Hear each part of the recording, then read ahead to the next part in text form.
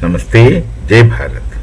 There are so many videos in the net, you can see, so many in number, talking about the casteism in Hindu Dharma. They talk about castes. The varieties of them, but primarily they would treat the Brahmins as a caste, which is wrong. They treat the Brahmins as responsible for all the caste discriminations. This is one of the postulates upon which these people work. There are so many videos speaking so bad, and they apparently try to give all kinds of references which are non sequitur. They do not exist. They simply say that this, that, because they know that hardly anyone is going to make a cross reference. But they say it's authentic, this is a reference, what reference? And even that, even if they bring some reference, that's a wrong interpretation. Then someone is trying to speak about the contradictions in Rig Vedas. Look at Sri Aurobindo, he spoke about Rig Veda. Try to read that, and if you know it, if you can understand it well and good, otherwise please don't. I mean, you say whatever you feel like. Better you keep quiet for yourself.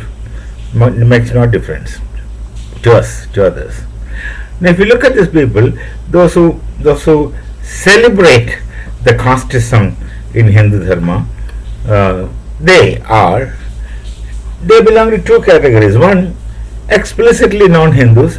Two, the communists, who are also equally non-Hindus. They have nothing to do with Hindu Dharma. Now, what may be the motive or purpose behind speaking about the casteism within Hindu Dharma in today's context? Even in the past, this is questionable, even in the past. But at least today, what is the significance of speaking about it? They have only one explicit agenda, that they somehow wanted to demean the Hindu Dharma. They somehow wanted to say that these are all wrong. And these exercises had been going on for centuries.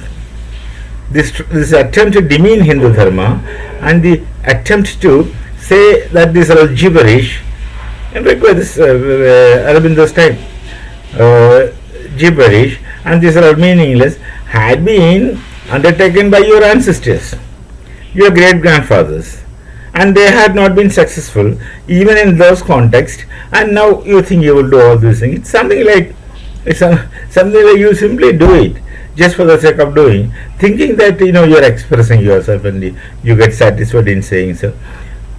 One, essentially non-Hindus, they have nothing to do with Hindu Dharma as dharma.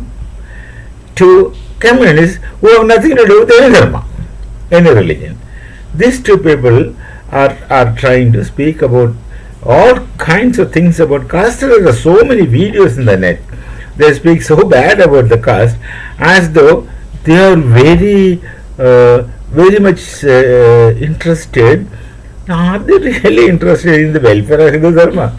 Or are they really interested in the welfare of a section of people who are supposed to be, who are thought to be, or who are told to be subaltern, downtrodden?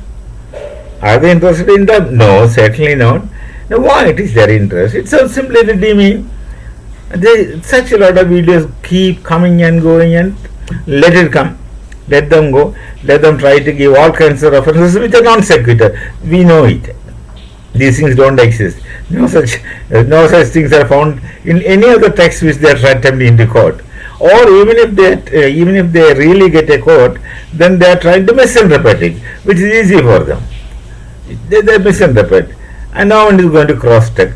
And these people are trying to assume authority, celebrating the ignorance of the people who happen to listen, who happen to hear. And they are one group, either non-Hindus or communists, both are akin to one another.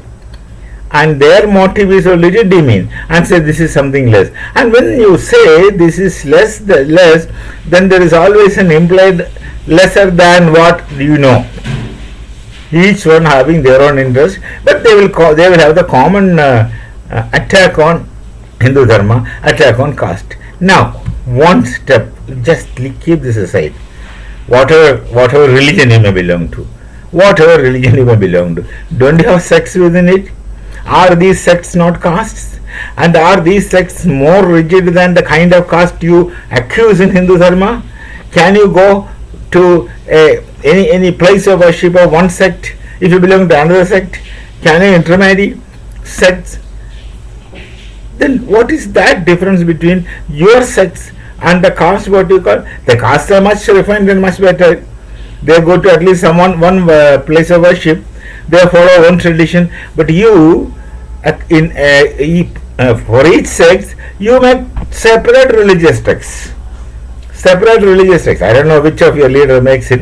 Adulterating the original, most likely. They make separate religious texts and say, we do this way, we do that way. What is this we? And you are basically separatist people. And you wanted to see separatism in the Hindu Dharma also. And you're so desperate, you speak lies. And give all kinds of false quotations. As though it is authentic. Even if you show quotations, it makes no difference. It's not going to help you in any way. Please think about your own ancestors, your forefathers, who tried all these things and did not make any difference to us. Did not even make a pucker in the flow of the Hindu Dharma. Don't waste your time. Don't waste your time struggling to quote and present, spending time with all kinds of fineries and uploading videos, so many videos against the caste system, this thing, that thing. They could only find that. They could only find caste system in Hinduism, nothing else. This is a kind of selective, what you call, approach or understanding. Anyway, these people are irredeemable, and there's a limit.